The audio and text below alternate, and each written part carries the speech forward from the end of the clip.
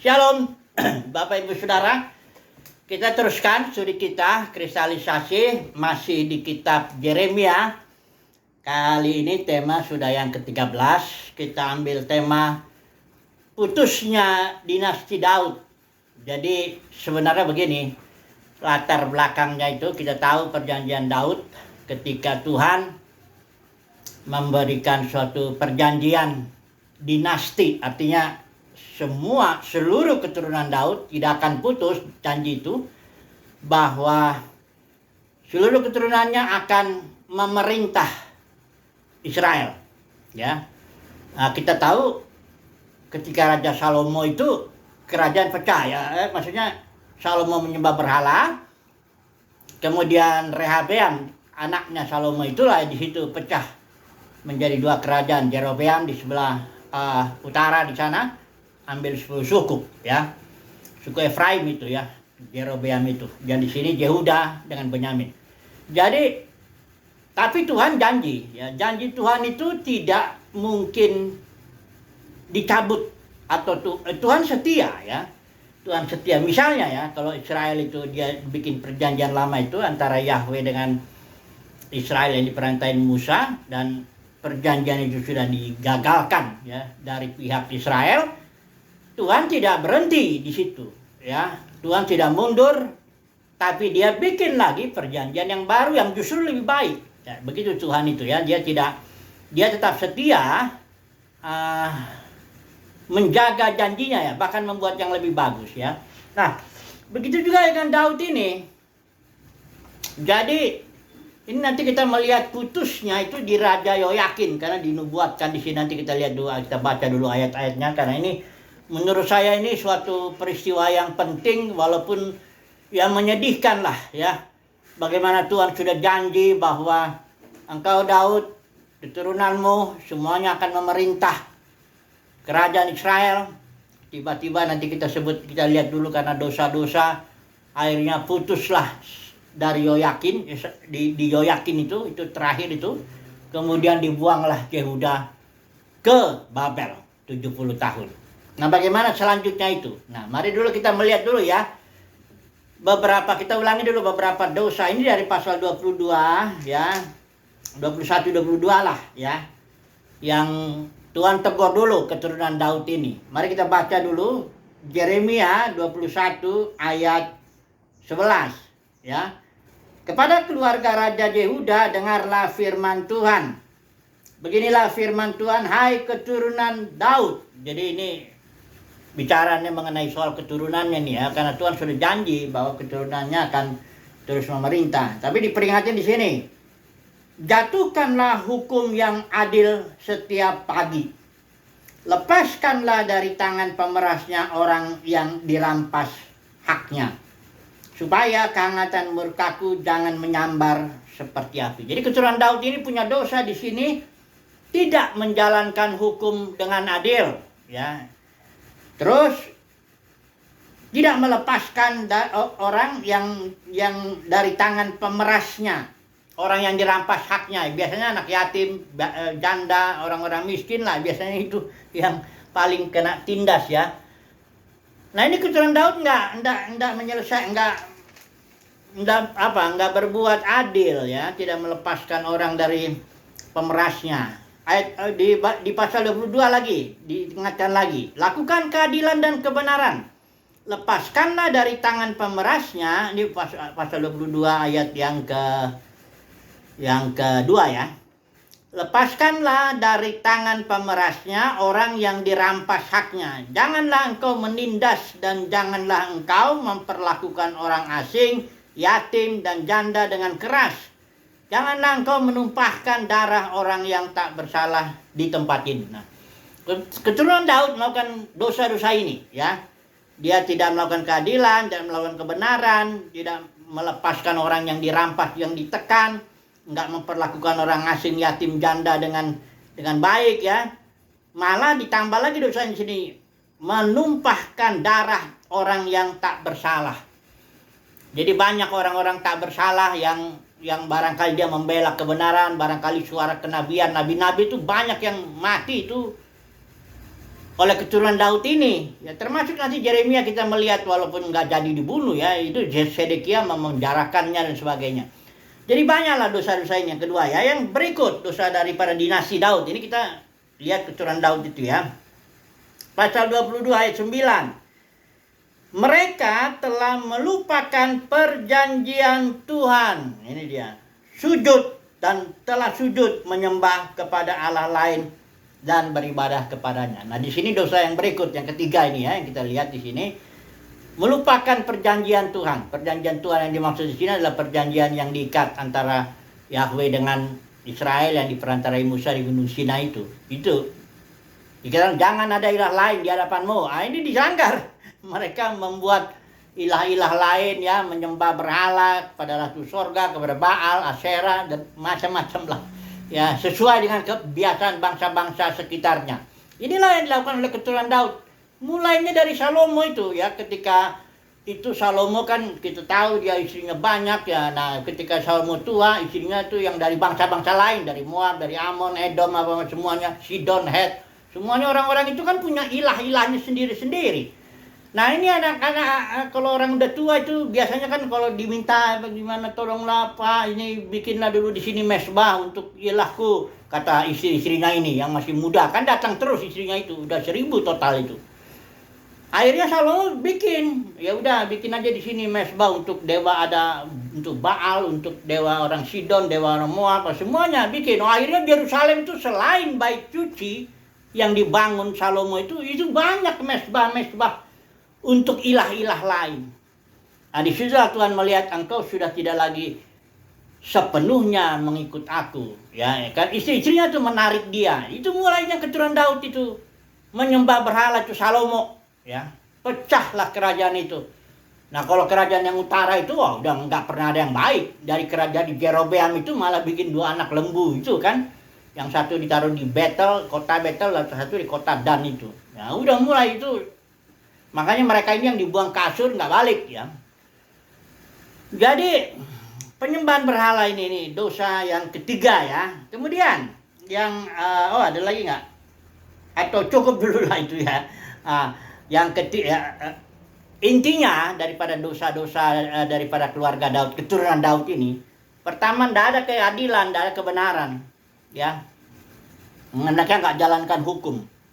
Kedua, orang-orang miskin itu tertindas, anak yatim piatu, janda, apa semuanya yang orang-orang susah lah, yang tertekan lah, secara sosial itu dia tertekan. Kemudian darah orang yang tak bersalah itu juga banyak tercurah. Termasuk suara-suara kenabian yang berbicara menegur ya.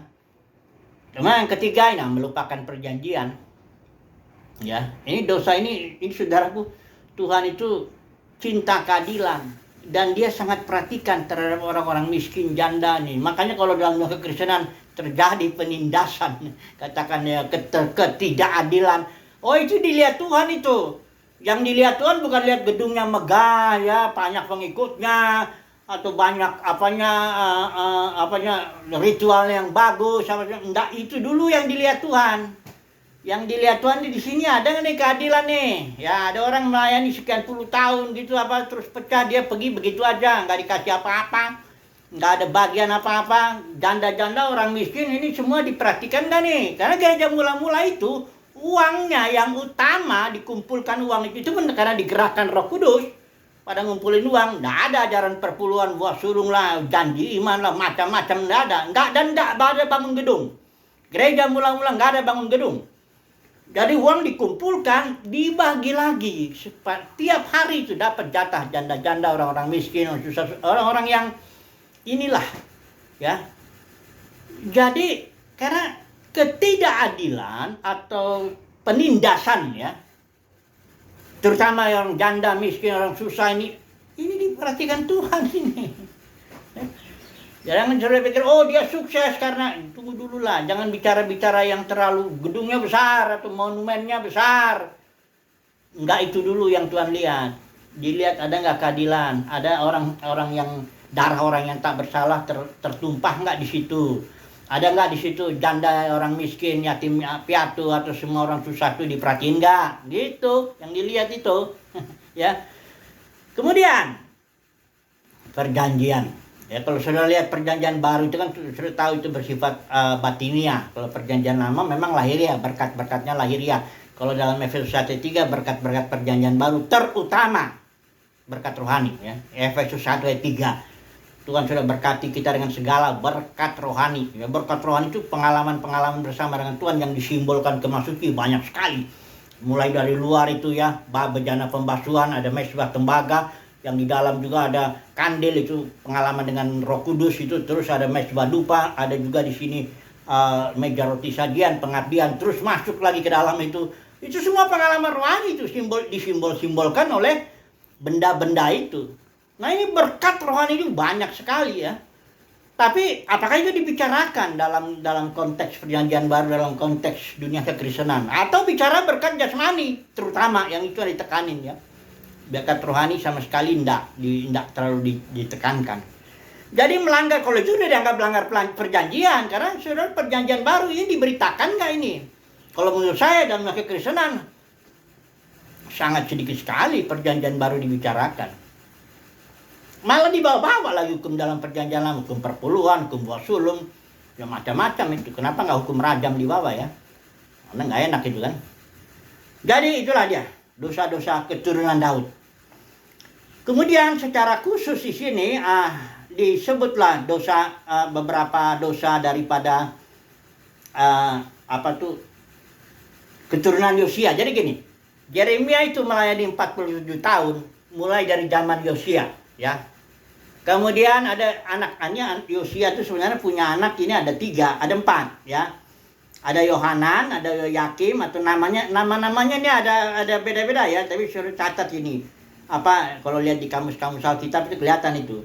Yosia punya anak 4, Yohanan, Yoyakim atau Eliakim, Sedekia atau Matanya, terus Salum atau Yoahas. Jadi habis Yosia itu Salum, tapi ini yang ditegur di sini atau Yoahas namanya. Cuma 3 bulan dia memerintah dan dia dibuang ke Mesir oleh Firaun Neko itu ya. Di sini ya. Kemudian habis dari Yoahas itu ada Yoyakim. Ini dia memerintah selama 11 tahun Yoyakim itu, Eliakim. Ya. Oh ini juga raja jahat. Ini diserang oleh gerombolan Kasdim, Aram, Moab, itu Amon ya. Diserbu ini ya. Ini semuanya yang Yosia tuh hanya inilah raja yang baik. Kalau Yoahas, Yoyakim, terus ada lagi Yoyakin, ini ada lagi ini dia putus di sini keturunan Daud ini. Nanti ada Sedekia. Ini 3 bulan ini Yoyakin ini. Nanti saya bacakan dulu nubuatnya ini untuk Yoyakin. Artinya putusnya dinasti Daud itu. Kalau Sedekia, baik Yeremia maupun Yeskel tidak menganggap sah ini keturunan Daud. Walaupun sebenarnya Yosia itu langsung anaknya Yosia ya. Tapi tidak dianggap ya. Karena putus dinasti Daud di Raja Yoyakin yang hanya memerintah 3 bulan. Mari saya baca dulu ya ayatnya ini. Di dalam Yeremia 22 ayat yang ke-30. Beginilah firman Tuhan, catatlah orang ini, maksudnya Yoyakin ya. Yang hanya memerintah 3 bulan itu, catatlah orang ini sebagai orang yang tak punya anak, sebagai laki-laki yang tidak pernah berhasil dalam hidupnya, sebab seorang pun dari keturunannya tidak akan berhasil duduk di atas tahta Daud. Ini Yoyakin ini ya. Dan memerintah kembali di Yordan. Gak ada satupun. Jadi dari Yoyakin putus, tidak ada lagi anaknya atau keturunan. Ada dia punya keturunan, tapi nggak akan mungkin lagi memerintah, kata Tuhan. Jadi putus ya. Makanya dalam keturunan ini, keturunan yang dibuang ke Babel ini, coba saudara lihat di Matius ya. Ini kita mau melihat bahwa habis Yoyakin putus dia. Sedekia walaupun dia memerintah 11 tahun tidak dianggap lagi ya. Tidak dianggap dinasti Daud ya. Coba kita lihat di Matius ini. Ini ada silsilah ya. Tentu kita nggak usah baca ini semua. Tapi dikatakan kesimpulannya di sini ya. Jadi ayat 17 ini kesimpulannya daripada dinasti. Ini sedang bicara silsilah Yesus kan. Karena Yesus kan anak Daud kan. Jadi sedang bicara silsilah itu. Jadi katanya di sini ayat 17. Dari Abraham sampai Daud seluruhnya ada 14 generasi.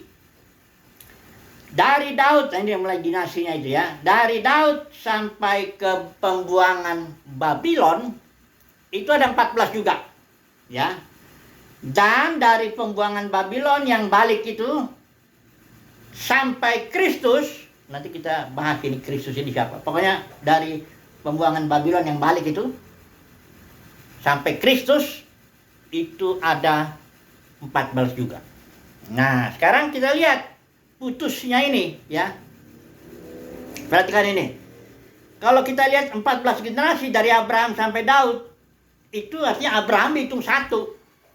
Abraham satu ya, Daud yang ke-14. Kemudian Salomo dihitung satu juga, 14 generasi. Dikatakan di sini dari Daud ya, seluruhnya dari Abraham Daud 14. Kemudian dari Daud sampai pembuangan dia hitungnya jangan Daud lagi. Kalau Daud lagi dihitung lagi 2 kali ya, jadi enggak ini. Jadi hitungnya dari Salomo ya. Dari Salomo di sini dikatakan sampai Yekonya. Nah, ini Yekonya ini nih sama ini namanya Konya atau Yoyakin itu sama dia. Ini ya, kalau sudah lihat di kamus-kamus ya. Ini ada nubuatnya. Perhatikan di pasal Yeremia pasal 22 ada di sini judulnya, kalau LAI bikin nubuat melawan Raja Konya. Ini siapa nih Konya? Ini karena nggak ada. Kita lihat kalau lihat Yosia anaknya tuh, ini Konya itu sama dengan Jekonya, sama dengan Yoyakin yang memerintah cuma 3 bulan. Ini nubuatnya yang tadi saya baca di bagian belakang. Nubuatnya tuh adanya dari ayat 20 sampai ayat 30. Tadi saya baca di ayat 30-nya aja putusnya dia ini. Nah, jadi kalau saya baca di sini putusnya ini ya. Ayat 24 ya, sekali lagi ya, menguatkan yang ini. Dikatakan di sini, demi aku yang hidup demikianlah firman Tuhan, bahkan sekalipun Konya bin Yoyakim ya. Ini tadi kita tahu kan anaknya habis si Yosia ya. Ada si apa yang pendek itu yang 3 bulan itu Yoahas, baru Yoyakim yang 3 bulan yang ini di sini nih. Ini dikatakan Konya bin Yoyakim. Jadi ini namanya Yoyakin sama dengan namanya Konya atau Jekonya sama. Ya, dikatakan di sini aku akan mencabut engkau. Putuslah dari Yoyakim ini. Dari Yoyakin ya. Aduh, namanya agak mirip sih ya. Jadi kalau saudara baca putus dari Jekonya itu sudah langsung buang ke Babel. Karena memang Yoyakin dibuang ke Babel, walaupun dalam ceritanya nanti ada di 2 Raja-Raja 25 itu ayat 27 sampai 30 itu Yoyakin dikasihani oleh Raja Babel itu. Dia dikeluarin dari penjara, dikasih baju yang apa, dikasih biaya belanjanya, bahkan dikasih kedudukan juga si Yoyakin ini ya. Tapi putuslah sudah. Intinya pokoknya putus. Di sini dikatakan tidak ada lagi. Barulah pulang itu Sealtiel. Hitungannya ini Yekonya punya anak Sealtiel. Sealtiel ini dia punya anak Jerubabel. Itu Jerubabel yang bangun, yang pulang. Jerubabel bin Sealtiel ini yang pulang ke Yerusalem. Kan setelah 70 tahun pulang ke Yerusalem yang bangun bait suci. Makanya beberapa orang buangan itu menganggap Jerubabel ini apakah ini Mesias? Karena dia keturunan Daud. Ya. Nah, jadi intinya pokoknya putuslah dinasti itu. Karena dosa-dosa yang 3 ini. Ya. Ini sudah mengerikan sekali ya. Menyedihkan lah ya. Janji Tuhan. Tapi di sini kalau saudara lihat nanti di pasal berikutnya, ini kan Yeremia ini pelayanannya ada 2 kategori kayak kita tahu kan. Pertama dia meruntuhkan, mencabut, merobohkan. Itu kategori pertama ya. Dengan firman, dengan suara kenabian itu dia mencabut, merobohkan keturunan Yehuda itu. Keturunan Daud ya. Dia robohkan karena ditegur-tegur nggak pernah mau ya. Nggak pernah mau bertobat, ya nggak pernah mau dengar firman Tuhan. Tapi pelayanan Yeremia yang berikut, kategori kedua, dia menanam, membangun, memulihkan. Nanti kita lihat di pasal-pasal berikutnya, kan kita baru sampai ke pasal 22, 23. Bagaimana pemulihannya? Jadi saudara, dulu kita lihat sebelum kita ambil kesimpulan ini. Sebenarnya keturunan Daud ini bagaimana ini kabarnya ini ya? Sudah putus ya dinasti itu di zaman di Yekonya atau namanya atau disebut Konya atau yang biasa disebut Yoyakin pakai N di belakang itu ya. Yang ada nubuatnya di Yeremia 22. Baik yang ayat 24 dibilang aku akan mencabut engkau yang pertama, yang kedua sebab seorang pun dari keturunan si Yoyakin ini tidak akan berhasil duduk di atas tahta Daud dan memerintah kembali di Yehuda. Pertanyaannya, apakah benar Tuhan putuskan perjanjian itu dengan Daud? Apakah benar anak Daud atau dinasti Daud atau keturunan Daud tidak akan lagi ada yang memerintah di Israel, di Yehuda lah secara khusus begini? Ada, ya. Itulah dia namanya Yesus itu. Tapi dia ditolak masih, ya. Jadi kalau saudara baca di sini, Shealtiel, ya, hitung dari Shealtiel sampai ke Kristus itu 14. Jadi Yesus itu yang ke-13. Shealtiel itu ada Zerubabel terus Yesus yang ke-13. Baru Kristus itu keturunan Yesus yang ke-14. Nanti kita lihat Kristus ini siapa ini ya. Kita lihat dulu dah Yesus dulu, kita bandingkan lah. Kenapa Yesus ditolak? Ketika Yesus mengatakan dia Mesias, ya, keturunan Daud yang menjadi raja Israel.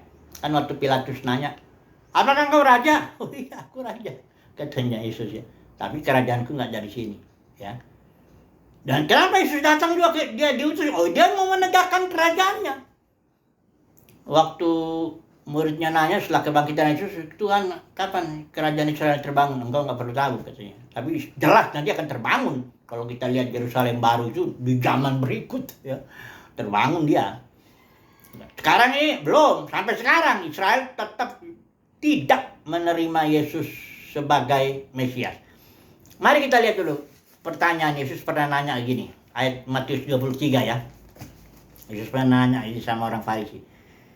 Maka ini ayat 22, pasal Matius 22 ya. Ketika orang-orang Farisi, ayat 41, ketika orang-orang Farisi sedang berkumpul, Yesus bertanya kepada mereka. Ini sangat penting sekali nih pertanyaan Yesus ini. Apakah pendapatmu tentang Mesias? Anak siapakah dia? Kata mereka kepadanya, anak Daud. Itu udah pasti orang Farisi dengan mudah menjawab ini.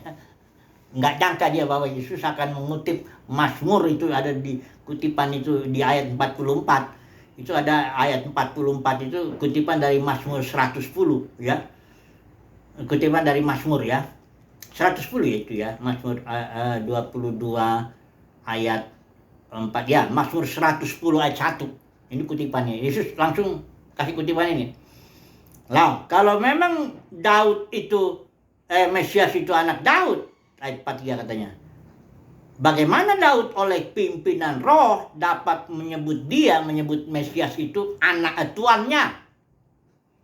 Ya, ayat 43 itu. Katanya ya, kata Yesus kepada mereka, kepada orang Farisi ini, jika demikian, bagaimana Daud oleh pimpinan roh dapat menyebut Mesias itu tuannya? Ya, dikutiplah ayat di Mazmur itu, ayat 44 itu. Tuhan telah berfirman kepada Tuhanku, duduklah di sebelah kananku, karena Mesias itu duduk di sebelah kanan Bapa. Ya, sampai musuh-musuhmu kutaruh di bawah kakimu. Daud bilang Tuhan telah berfirman kepada Tuhanku. Jadi dia menyebut Mesias itu tuannya. Nah, Yesus jawab loh, kalau memang Mesias itu anak Daud, kok Daud bilang anaknya itu kok tuannya? Bagaimana? Orang Farisi nggak bisa jawab. Dikatakan, bahkan dibilang sejak hari itu nggak ada seorang pun berani menanyakan sesuatu kepadanya.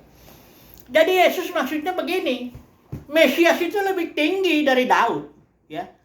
Karena orang Farisi punya konsep, karena Mesias itu anak Daud, maka kerajaan Mesias haruslah sama dengan kerajaan Daud, kerajaan jasmani, istananya jasmani, bangun bait sucinya juga jasmani, karena Mesias harus bangun bait suci.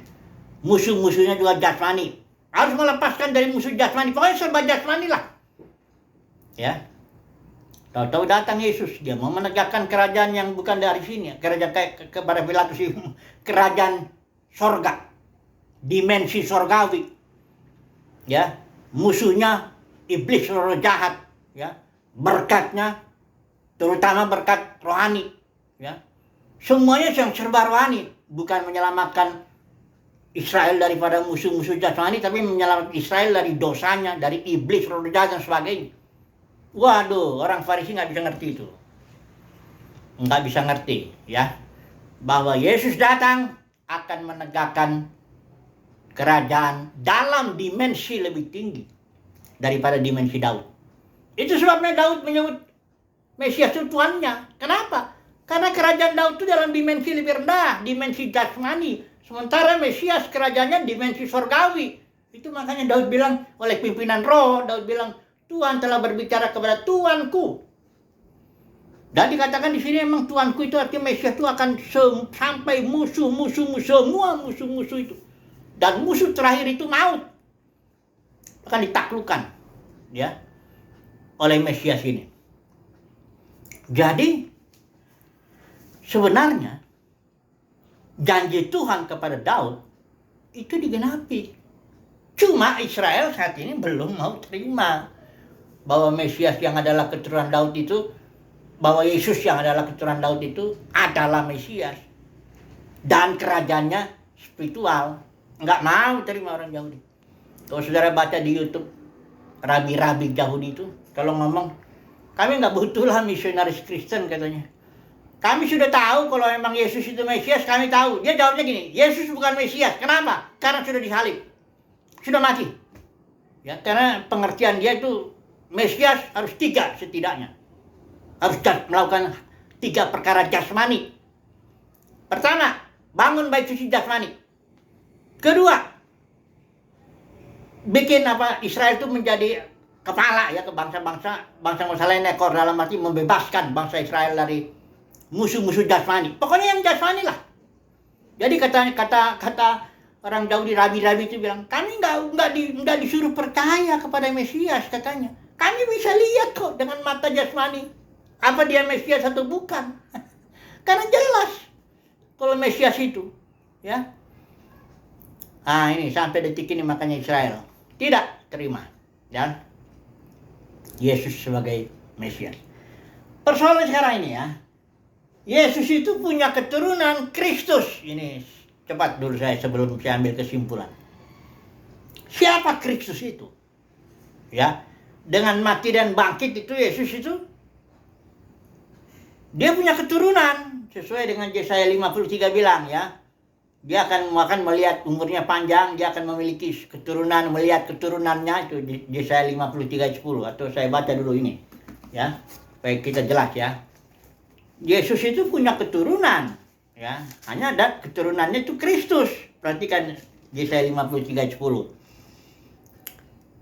Tetapi Tuhan berkehendak meremukkan dia, ini ayat untuk Yesus, ya, Mesias, ya. Tuhan meremukkan dia dengan kesakitan. Apabila ia menyerahkan dirinya sebagai korban penebus dosa, penebus salah, ia atau Mesias itu akan melihat keturunannya. Siapa keturunannya? Karena Yesus kan nggak kawin. Bukan keturunan jasmani. Keturunannya sesuai dengan silsilah ini, yang ke-14, Yesus ke-13, dia yang ke-14 adalah Kristus. Nah, Kristus ini sesuai dengan kitab Kolose, nanti kita lihat tuh, ada beberapa hal. Kristus itu pertama hayat kita dalam batin kita. Kristus juga pengharapan akan kemuliaan kita. Christ in you, the hope of glory. Kristus itu adalah the spirit, roh. The spirit of Christ. Kristus itu adalah kingdom, kerajaan. Karena the kingdom of God is within you. Jadi Kristus itu, ya, keturunan Yesus itu ada dalam batin kita. Dan kita, Kristus itu juga ada Kristus kepala, itu Yesus. Ada Kristus tubuh, gereja yang benar, ya, gereja pemenang, ya. Bukan gereja yang denominasi ini yang waduh ribuan pecahannya itu, bukan itu, ya. Itu bukan Kristus yang dimaksud, ya. Itu bukan tubuh Kristus, itu pecahan tubuh Kristus yang udah nggak bisa lagi dibilang. Kalau saudara ada gelas pecah jadi ribuan keping, apa itu bisa dibilang gelas? Kan enggak, gelasnya sudah nggak ada, ya. Itu bukan gelas, itu mana apa ya namanya, pecahan beling-beling lah itu ya, bukan gelas, beling. Ya. Jadi Kristus itu dalam batin. Keturunan Yesus itu yang adalah Kristus dalam batin umat pilihan Tuhan. Christ in you. Apabila Kristus nanti dia akan menyatakan diri, ya, kita juga akan ikut menyatakan diri dalam kemuliaan. Karena disinilah kemuliaan kita sekarang. Inilah juga harta batiniah daripada umat pilihan Tuhan. Christ in you. Nanti dia akan nyatakan. Ini luar biasa ini ya, saudaraku. Itulah berkat keturunan Daud ini, Mesias yang sampai kepada bangsa lain. Itu ayat 1 ayat terakhir lah. Saya mau baca dulu Galatia.